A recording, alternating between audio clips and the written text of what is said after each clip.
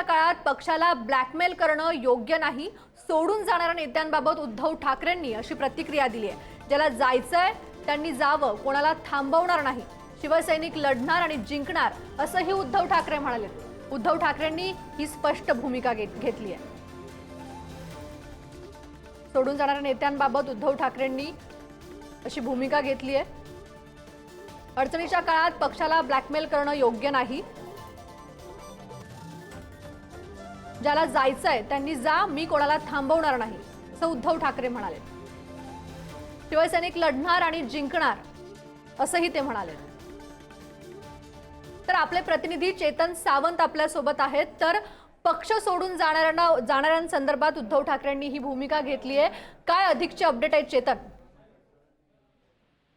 तेजस्विनी, आपण पाहिलं असेल विधानसभा निवडणुकीनंतर मोठ्या प्रमाणात ठाकरेंच्या शिवसेनेचे पदाधिकारी असतील, नगरसेवक असतील, माजी नगरसेवक असतील, हे सर्वजण भाजप असेल किंवा शिंदेची शिवसेना असेल या पक्षांमध्ये प्रवेश करताना पाहायला भेटत आहे। दर 2 दिवस आड कोण ना कोणत्या नेत्यांचा हा प्रवेश होताना आपण पाहतोय। अशातच ठाकरेंच्या शिवसेनेकडून म्हणजे उद्धव ठाकरे यांनी 2 दिवसापूर्वी सर्व नगरसेवकांची बैठक घेतली होती। या बैठकीत काही नगरसेवकांनी आपल्या नाराजीचे सूर देखील गाऊन दाखवले। मात्र अशा परिस्थितीत ज्यावेळी पक्षाला गरज आहे अशा वेळी जर नाराजीचे सूर गाऊन जर आपण बाहेर पडणार असेल तर ज्याला जायचंय त्यांनी जावं, मी कोणाला थांबवणार नाही अशी स्पष्ट भूमिका उद्धव ठाकरे यांनी घेतली आहे। कारण का हा पक्ष आहे, हा पक्ष आतापर्यंत कोणासाठी थांबलेला नव्हता।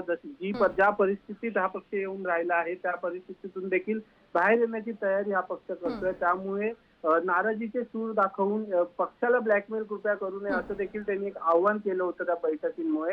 आणि उद्धव ठाकरे यांनी आपली जी स्पष्ट भूमिका आहे ही मांडली आहे। कारण की शिवसैनिक हा लढणारा आहे, जिंकणारा आहे अशी त्यांची भूमिका आहे। आतापर्यंत बाळासाहेब ठाकरे असतील, उद्धव ठाकरे असतील किंवा आदित्य ठाकरे असतील, हे नेहमी संघर्षाच्या गोष्टी करत असतात, संघर्षाबद्दल बोलत असतात। आणि शिवसेनेचा जन्म हाच संघर्षाने झाला असल्यामुळे एकंदरीतच उद्धव ठाकरे यांची ही भूमिका असणार असं हे स्पष्ट दिसत आहे। धन्यवाद चेतन, तुम्ही दिलेल्या माहितीसाठी। तर सोडून जाणाऱ्या नेत्यांबाबत उद्धव ठाकरेंची प्रतिक्रिया आपण बघत होतो।